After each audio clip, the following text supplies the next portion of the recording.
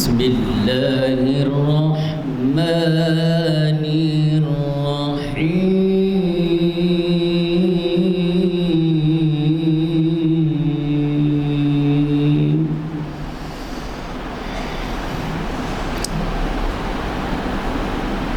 ان الذین فتنوا المؤمنین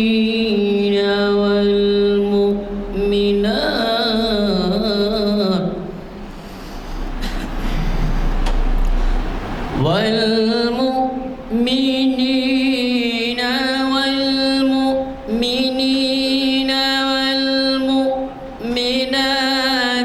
ثم لم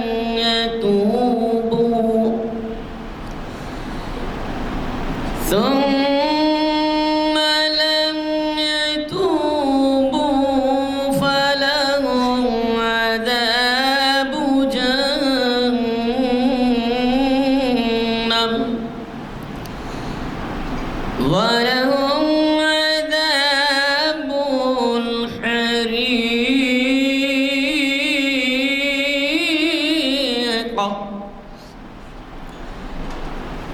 إن الذين آمنوا وعملوا الصالحات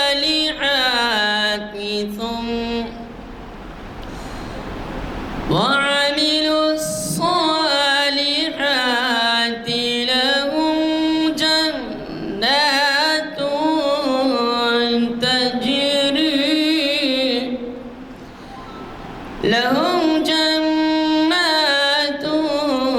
تجري من تحتها الأنهار ذلك الفوز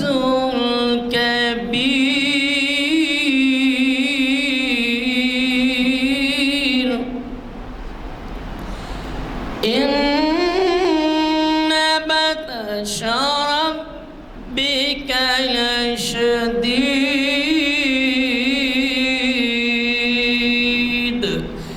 صدق اللہ العظیم۔ آج تاریخ 13 مئی 2023 عیسوی 22 شوال 1444 ہجری دن ہفتہ بعد نماز عصر جامع مسجد عالیہ کے کانفرنس ہال میں یہ منعقد کی جا رہی ہے۔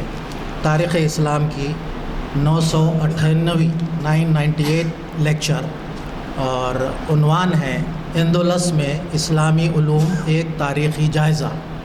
مخاطب کریں گے علی جناب پروفیسر سید راشد نسیم ندوی صاحب۔ میں گزارش کرتا ہوں پروفیسر سید راشد نسیم ندوی صاحب سے وہ ڈائس پہ آئیں اور ہمیں مخاطب کریں۔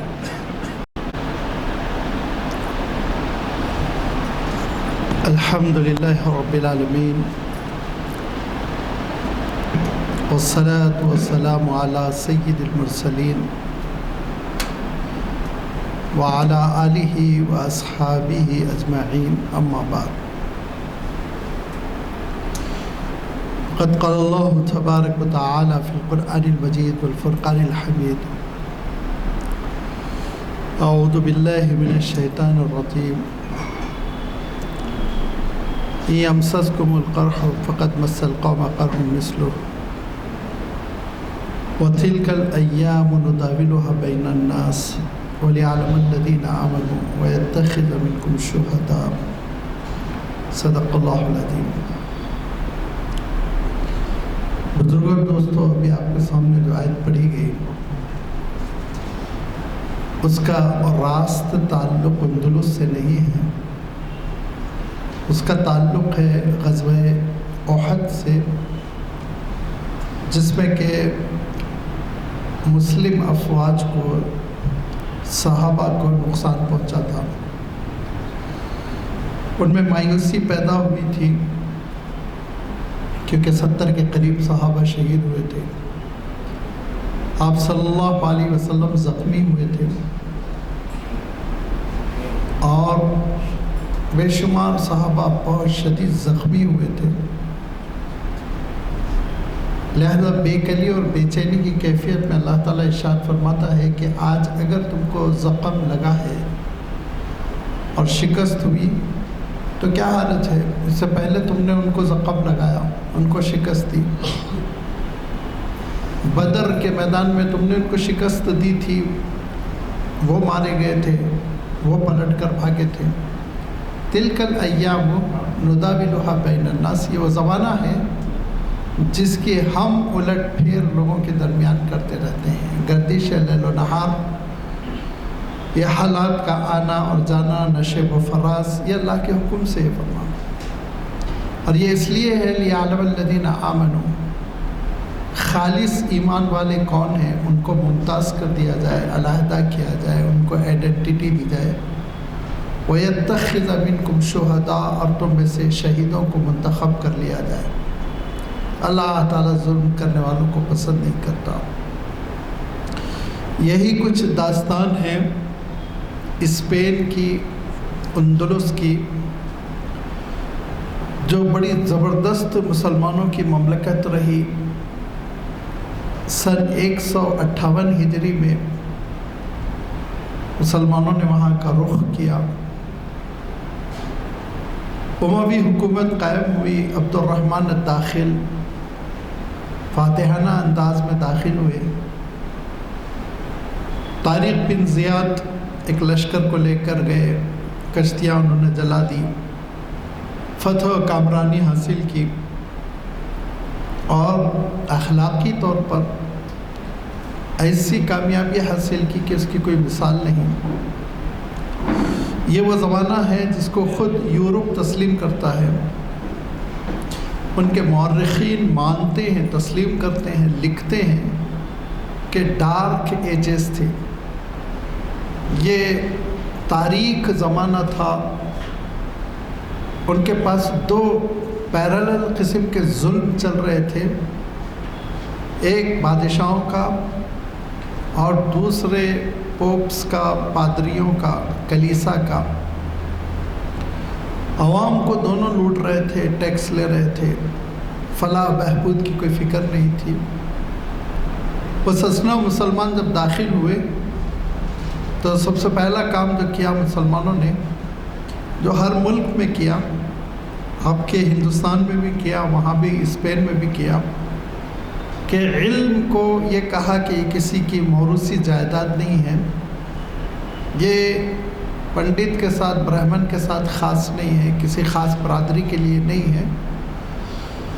جو علم سیکھنا چاہتا ہے، محنت کرنا چاہتا ہے، وابستگی اختیار کرنا چاہتا ہے، اس کے لیے علوم کے دروازے کھلے ہوئے ہیں۔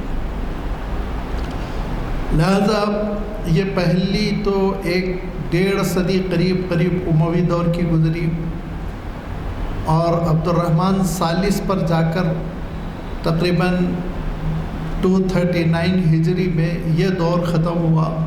پھر اور زبردست قسم کی فتوحات ہوئی، اور پورا کا پورا اندلس اور اسپین، غرناطہ، اشبیلیہ، یہ سارے علاقے مسلمانوں کے کنٹرول میں آ گئے، اور علوم کی ترویج شروع ہوئی، نشر و اشاعت شروع ہوئی۔ ایک طرح سے یورپ کی سب سے پہلی یونیورسٹی تھی اندلس، جہاں پہ کہ اگر آپ فہرست اٹھا کر دیکھیں کہ کون سے علوم پڑھائے جاتے تو آپ حیرت کریں گے۔ علم طب اس کی تدریس ہوتی تھی، علم ہیئت جس کو آج ہم ستارہ نویسی کہتے ہیں کہ کون سے اسٹار کا کیا لوکیشن ہے، اس کی تدریس ہوتی تھی۔ حساب، الجبر، اس کی تدریس ہوتی تھی۔ گرامر، لٹریچر، اس کی تدریس ہوتی تھی۔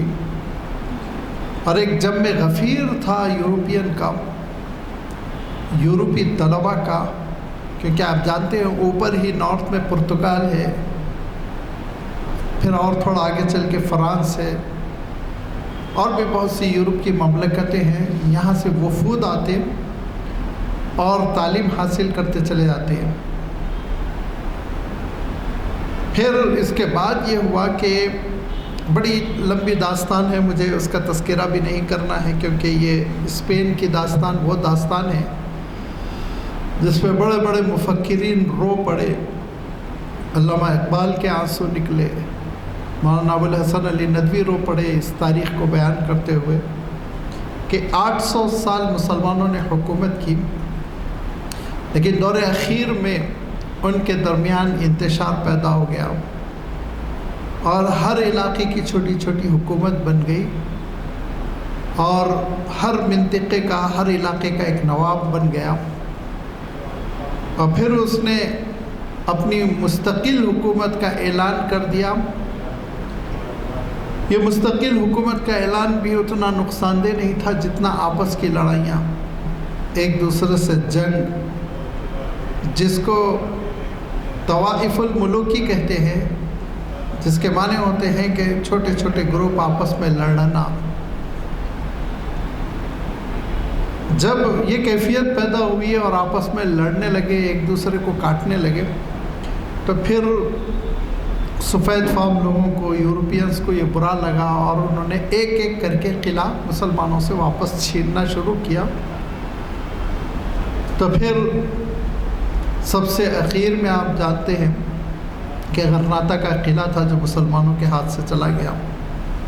یا تو مسلمانوں نے ہجرت کر لی، یا پھر مسلمان مار ڈالے گئے۔ بہت ہی کم تعداد تھی جو مرتد بھی ہو گئی، انہوں نے وہیں کے مذہب کو اختیار کر لیا۔ آج بھی اسپین میں جو مسلمانوں کا فن تعمیر ہے اس کا کوئی جواب نہیں ہے۔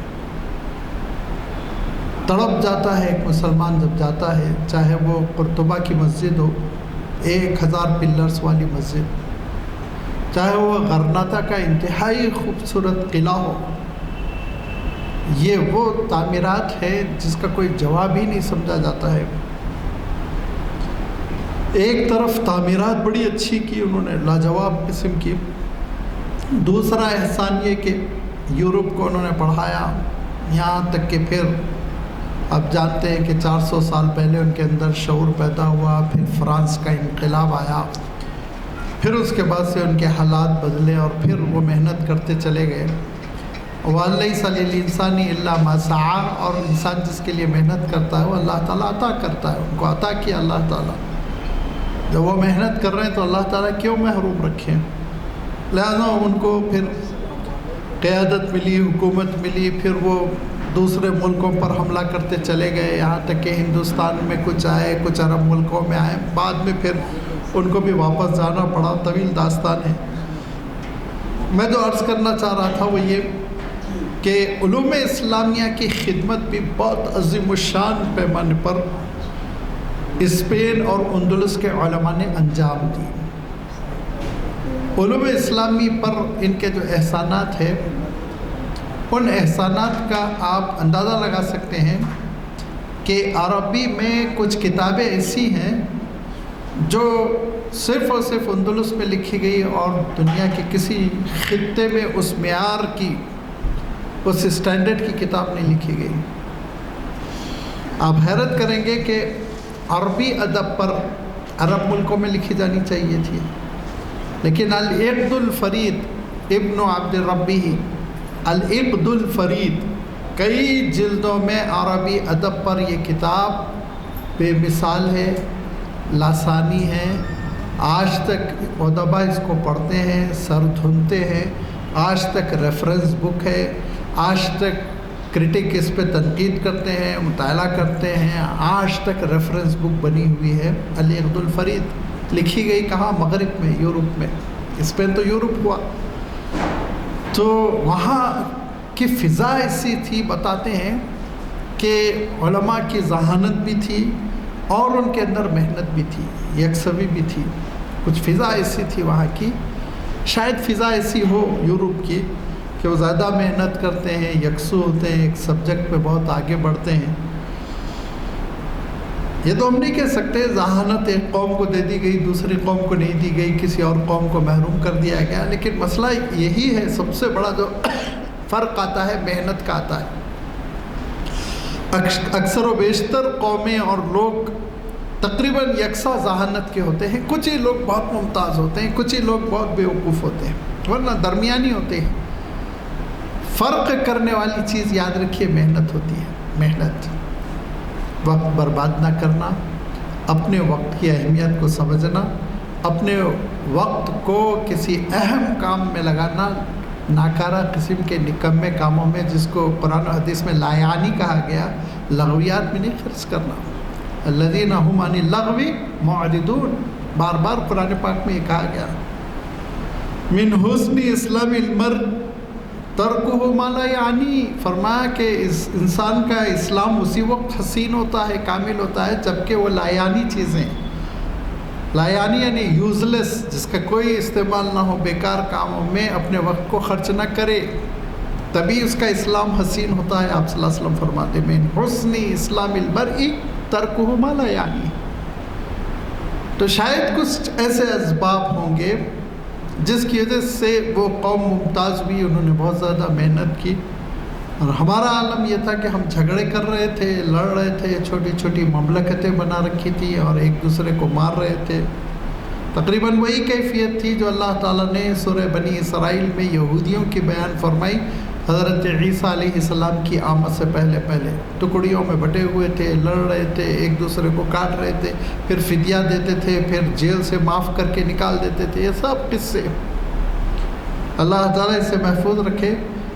یہ چیز قوموں کو تباہ کر دیتی ہے، گھن لگ جاتا ہے، ان کی طاقت ختم ہو جاتی ہے، لہذا وہاں مسلمان شکست کھاتے چلے گئے۔ لیکن اسلامی لٹریچر میں انہوں نے ایسا اضافہ کیا کہ بے مثال قسم کی کتابیں انشاءاللہ قیامت تک باقی رہیں گی۔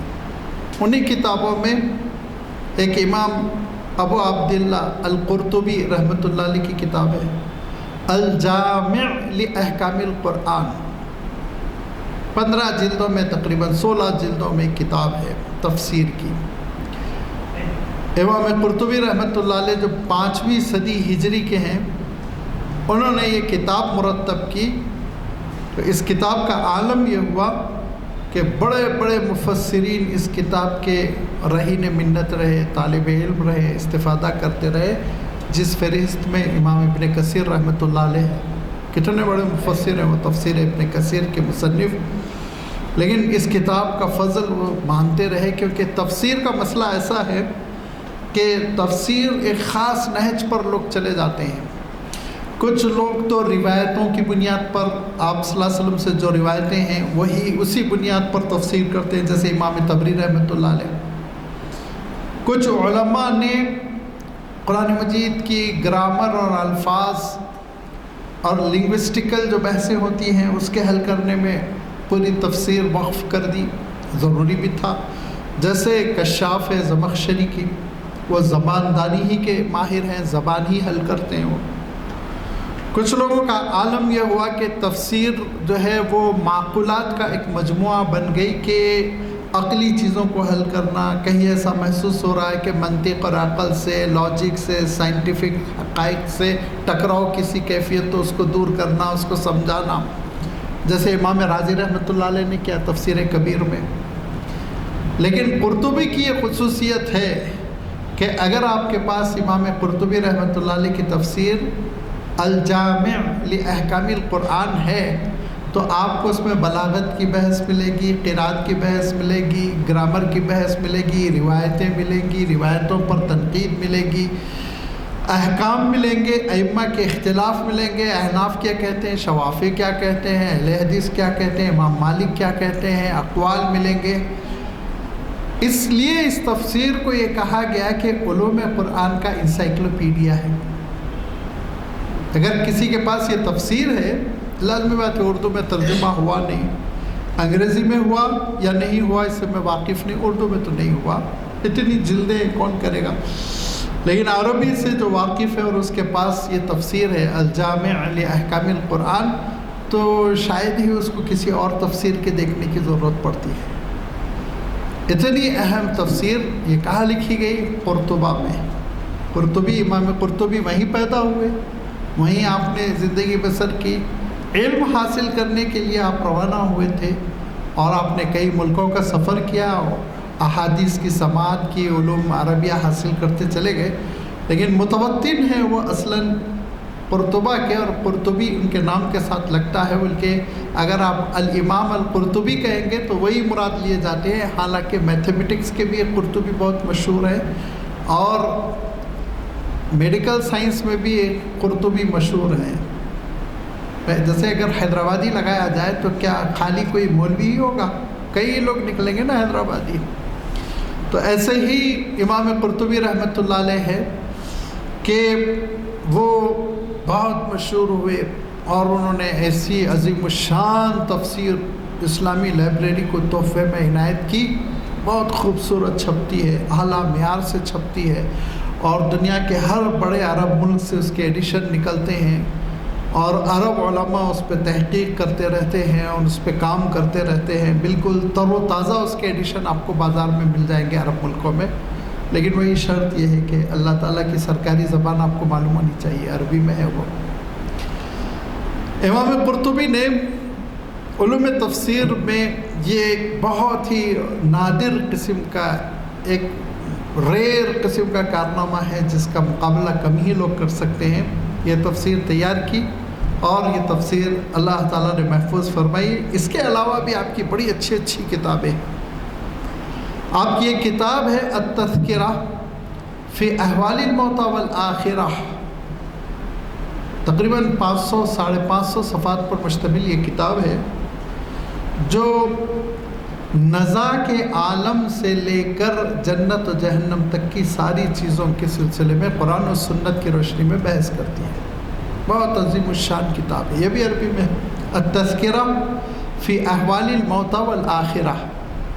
مجھے بہت اشتیاق تھا اس کتاب کو دیکھنے کا، حوالے دیکھا کرتا تھا میں، التذکرہ میں آیا ہے، التذکرہ میں لکھا ہے، عرب دیتے ہیں حوالے، اردو نہ حضرات کم ہی استفادہ کرتے ہیں۔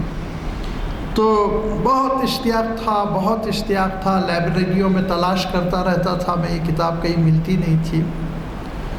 اتفاق ایسا ہوا کہ جارڈن میں جو کیپٹل ہے جارڈن کا عمان، وہاں پہ ہم لوگوں نے ایک مسجد میں ظہر کی نماز ادا کی، جو بڑی وہاں کی اچھی مسجد سمجھی جاتی ہے، بڑی صاف ستھری سفید مسجد ہے، خوبصورت۔ اس میں ہم نے ظہر کی نماز ادا کی۔ ظہر کی نماز سے فارغ ہو کر ہم لوگ نکلے تو دروازے کے ایک سائڈ میں فروٹ مارکیٹ لگا ہوا تھا، اور جارڈن، فلسطین اور ملک شام، سیریا جس کو ظالموں نے تباہ کر دیا، یہ پھلوں وغیرہ کے سلسلے میں بہت بابرکت علاقے ہیں، بہت اچھے پھل ہوتے ہیں، بہت قیمتی پھل ہوتے ہیں۔ آپ یہاں کے انگور دیکھ لیجئے، آپ یہاں کے سنترے دیکھ لیجئے، آپ یہاں کے سیب دیکھ لیجئے، بہت اچھے پھل ہوتے ہیں۔ زیتون تو ہے ہی وہاں کی چیز، انجیر وہاں کی چیز ہے۔ لہذا فروٹ مارکیٹ میں خوب پھل سجے ہوئے تھے، تو ہمارے ساتھیوں کے منہ میں پانی آ گیا، اور وہ لوگ جو ہے انہوں نے کہا کہ تھوڑا پھلوں کی ہم لوگ شاپنگ کر لیں، کچھ پھل ہم لوگ خرید لیں۔ اچھی بات ہے، میں نے کہا خرید لیجئے آپ لوگ۔ ہم 6 ساتھی تھے، تو میں ایک کنارے کھڑا ہوا تھا۔ آپ حیرت کریں گے، اس فروٹ مارکیٹ میں ایک صاحب ٹھیلے پر کتابیں لگائے بیچ رہے تھے، ٹھیلے پر۔ میں سوچا عربی کتابیں ہیں، دیکھو ایک نظر۔ آگے بڑھا، قریبی تھے وہ، آگے بڑھا، میں دیکھا تو دیکھا بیچوں بیچ یہ کتاب رکھی ہوئی ہے، تذکرہ فی احوال الموتى والآخرہ۔ تو جس تیزی کے ساتھ لپک کے میں اس کو چھینا اور جھپٹ کے اٹھایا، تو ہمارے ایک ساتھی سمجھ گئے یہ مسئلہ کچھ زیادہ اہم ہے۔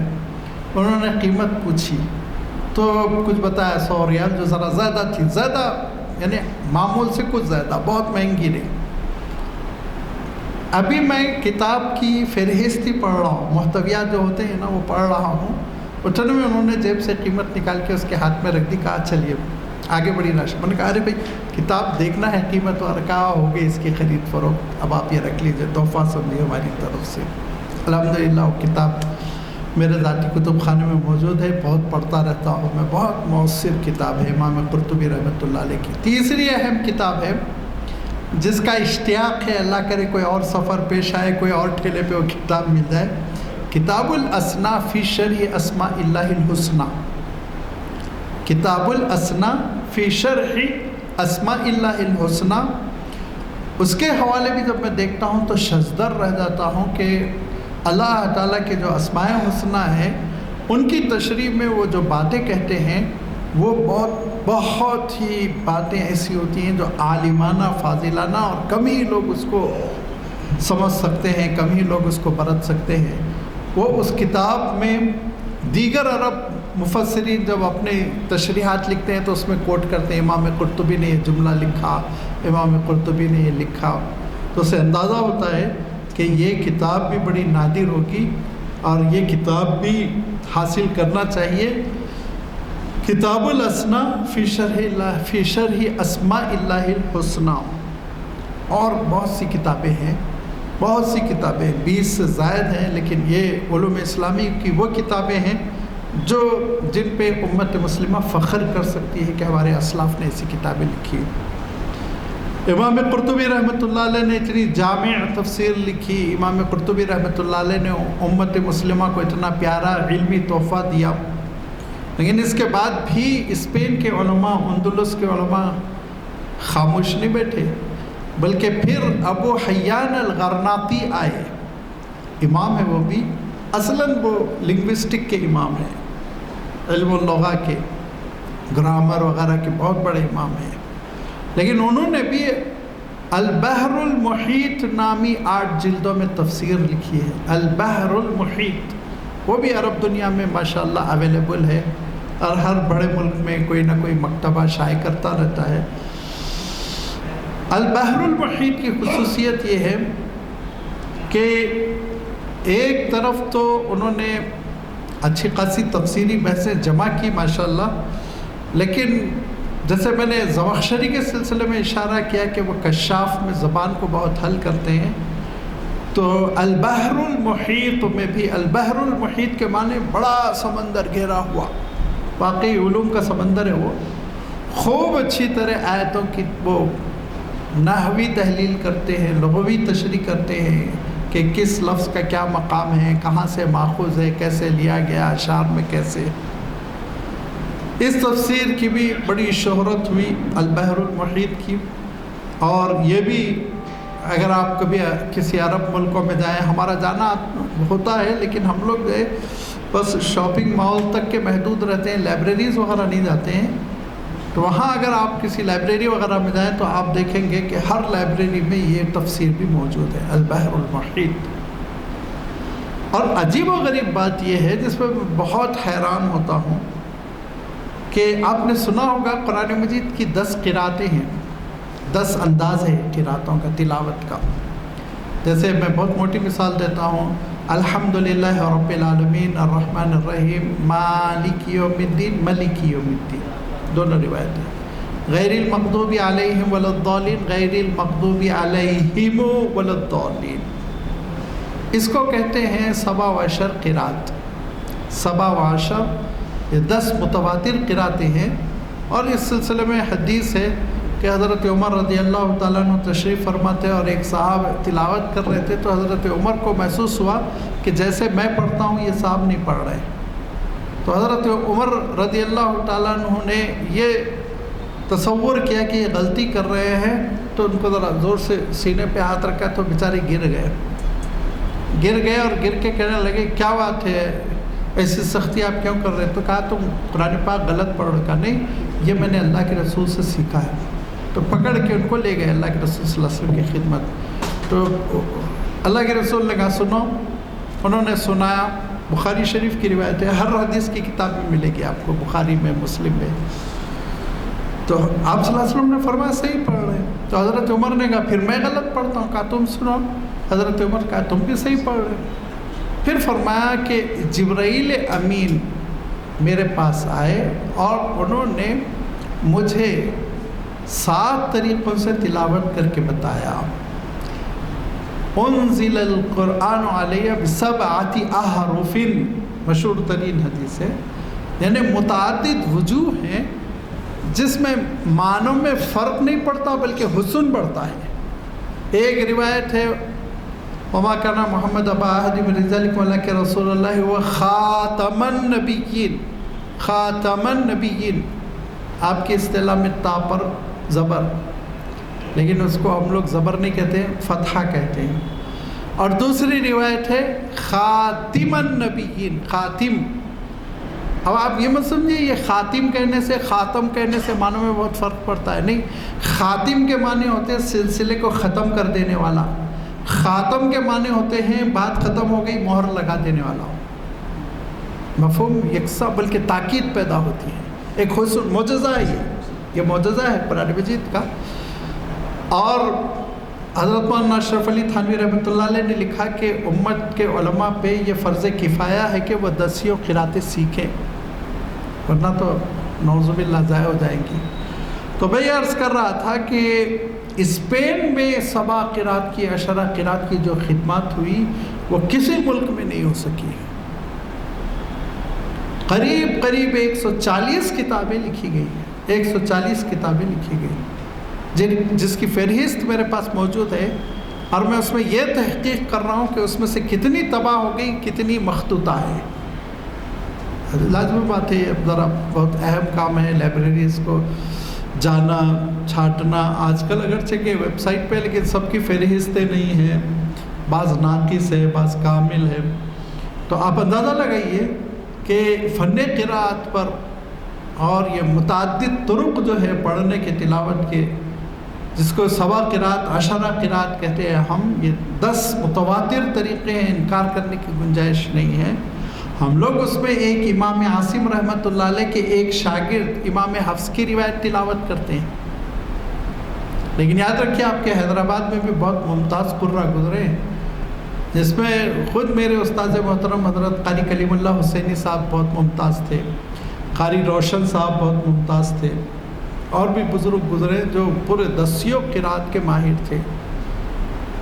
قاری کلیم اللہ حسینی رحمۃ اللہ علیہ سے جب میں پڑھنے جاتا تھا تو ان کی عمر 90 سے متجاوز ہو چکی تھی۔ میں نے ایک دن پوچھا، میں بہت کم عمر تھا، 10th پاس کیا تھا جب، میں نے پوچھا قاری صاحب کی عمر کیا ہے، تو ہنس پڑے اور کہا عمر تو مجھے یاد نہیں ہے، جو سن 18 میں طغیانی آئی تو میری شادی کی تیاری ہو رہی تھی، کہا یہ اتنا یاد ہے۔ پھر وہ عثمانیہ یونیورسٹی کے پروفیسر بھی ہوئے اور بہت بڑے اللہ والوں میں آپ کا شمار ہے۔ تو میں عرض کر رہا تھا کہ وہ جو ہے عمر کی اس منزل میں آنے کی وجہ سے سماعت ذرا ان کی کم ہو گئی تھی، تو آپ یقین جانیے وہ ہونٹوں کو گھورتے تھے، وہ ہونٹوں کو گھورتے تھے اور کہتے تھے تم غلط پڑھے، ہونٹوں کی بناوٹ سے وہ سمجھتے تھے کہ غلط پڑھے۔ یہ ان کو کہتے تھے، میں اس مقام پہ بیٹھ کے ہزاروں قرآن پڑھایا، ماشاءاللہ، اللہ تعالیٰ ان کے درجات کو بلند کرے۔ نور خان بازار میں ان کا طور، ان کے گھر کا نام، وہ خود کلیم اللہ تھے، گھر کا نام طور اب بھی ہے، بکبوٹ اپنا آفس بنایا ہوا ہے۔ تو میں عرض کر رہا تھا کہ یہ ایک بہت ہی قرآن پاک کا اہم فن ہے، اور یہ فن کم سے کم کچھ قراء کو تو ہر مرحلے ہر جنریشن میں رہنا چاہیے جو اس کے ماہر رہیں، کیونکہ اللہ کے رسول صلی اللہ علیہ وسلم سے صحابہ نے لیا اور پھر ایک نسل سے دوسری نسل منتقل ہوا۔ اس مقدس فن کی خدمت جو اسپین میں ہوئی، جو اندلس میں ہوئی، اس کا کوئی بدل نہیں ہے تاریخ میں۔ 140 کتابیں لکھی گئی، 20 تو پرنٹڈ ہے، اس میں کوئی شک نہیں، لیکن بہت ساری ایسی ہیں جو مخطوطے کی شکل میں دنیا کی مختلف لائبریریوں میں بکھری ہوئی ہیں۔ 2 باتیں میں آپ کی خدمت میں عرض کرنا چاہتا ہوں۔ ایک تو یہ علماء اندلس کی ذہانت تھی، بلکہ ان کی للہیت اور اخلاص تھا کہ انہوں نے عربی زبان میں اپنی کتابیں لکھی، جس کی وجہ سے آج تک وہ محفوظ ہیں۔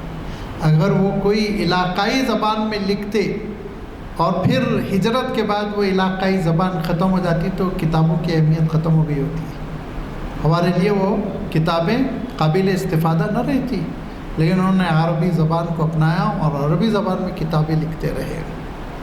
تو ہم ہندوستانیوں سے غلطی نہیں ہونی چاہیے کہ ہمارے اہم کارنامے سب اردو میں ہوں، اللہ نہ کرے، لیکن جو صورتحال ہو رہی ہے اس دل پہ پتھر رکھ کر میں خود کہتا ہوں، میں خود اردو کا بہت بڑا اپنے آپ کو طالب علم سمجھتا ہوں، خادم بھی سمجھتا ہوں، کہ اردو کی جو صورتحال ہو رہی، ڈر ہوتا ہے کہ دھیرے دھیرے زبان کو ختم نہ کر دیا جائے، بے موت نہ مار دیا جائے، کیونکہ جو اقتدار پر ہے وہ تو دشمن ہے، ہم کون سے ہمدرد ہیں، ہم کہاں اپنے بچوں کو پڑھاتے ہیں۔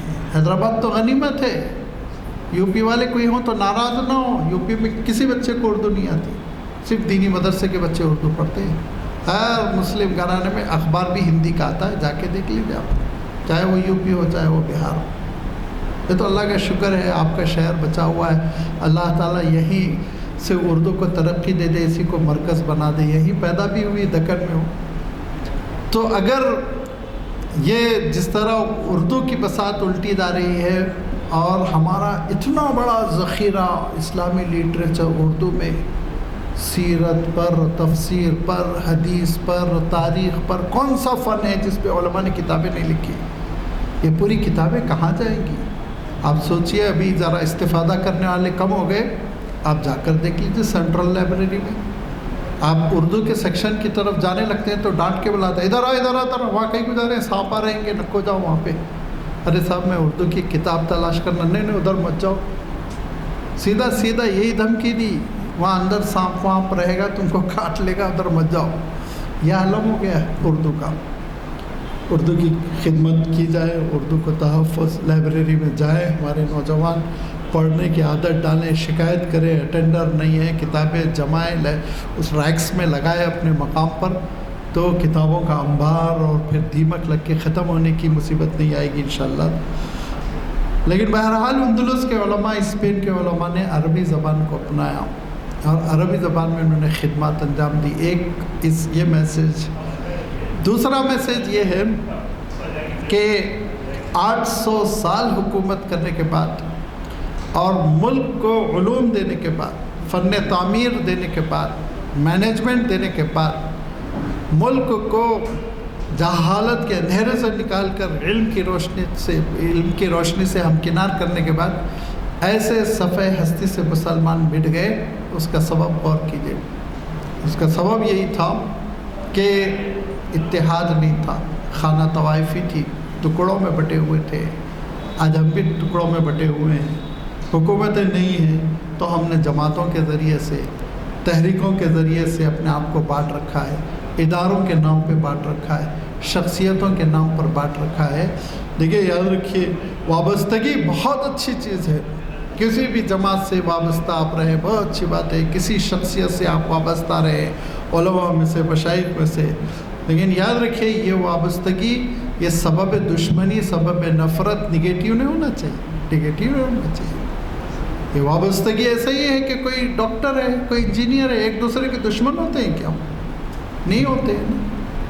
لیکن ہمارے درمیان جو خلیج بڑھتی جا رہی ہے، جو دوریاں بڑھتی چلی جا رہی ہیں، مسلکوں کے نام پہ، تحریکوں کے نام پہ، علاقوں کے نام پر، لہذا ہم اس کو نکال پھینکیں۔ کیونکہ بار بار مولانا علی میاں صاحب رحمۃ اللہ علیہ کہتے تھے کہ تاریخ کا میرا مطالعہ بتاتا ہے کہ کہیں ایسا نہ ہو ہندوستان کا حشر بھی اندلس جیسا ہو جائے۔ بار بار کہتے تھے، ایک بار نہیں۔ لہذا وہ اس حشر سے، اس برے انجام سے اگر ہم اپنی اس امت ہندیہ مسلمہ کو بچانا چاہتے ہوں تو ہمارے اندر منیمم قسم کا اتحاد ہونا چاہیے، وحدت ہونی چاہیے، ایک دوسرے کے لیے ہم مصیبتوں میں سہارا بنے۔ کوئی اگر دوسرے مسلک کا ہے، دوسرے خیال کا، دوسری جماعت کا، جیل چلا جائے، سب مل کے کھڑے ہو جائیں، مصیبت آ جائے، موب لنچنگ ہو جائے، پورے مل کے کھڑے ہو جائیں، ایک آواز ہو جائے، نہ دیوبندی، نہ بریلوی، نہ پھر حنفی، نہ شافعی، نہ اہل حدیث، سب ایک ہو جائیں ایسے موقع پر۔ پھر اس کے بعد آپ دیکھیے کہ اس اتحاد پر اللہ کی نصرت ہے، اللہ کی برکت ہے، کیونکہ اللہ کے رسول نے فرمایا کہ ید اللہ علی الجماع، اللہ کی تائید جماعت کے ساتھ ہے، تنہا لوگوں کے ساتھ نہیں ہے۔ اندلس سے ہم یہ بھی سبق سیکھیں، دوسرا پیغام ہے، اور یہ دو باتوں کے ساتھ جو عملی ہے، میں اپنی گفتگو ختم کرتے ہوئے اندلس کے علماء کو خراج عقیدت پیش کرتا ہوں کہ اللہ تعالیٰ ان کی خدمتوں کو قبول کرے اور ان کے علوم اور معارف سے ہم کو مستفید ہونے کی توفیق عنایت فرمائے. وآخر دعوانا ان الحمد للہ رب العالمین. اللہم لک الحمد کما ینبغی لجلال وجہک وعظیم سلطانک والصلاة والسلام علی حبیبک ورسولک محمد آلہ وصحبہ. ربنا آتنا فی الدنیا حسنہ وفي الآخرة حسنة وقنا عذاب النار. ربنا تقبل منا إنك أنت السميع العليم وارنا مناسكنا وتب علينا إنك أنت التواب الرحيم برحمتك يا أرحم الراحمين. الحمد لله رب العالمين. صلى الله عليه وآله وسلم.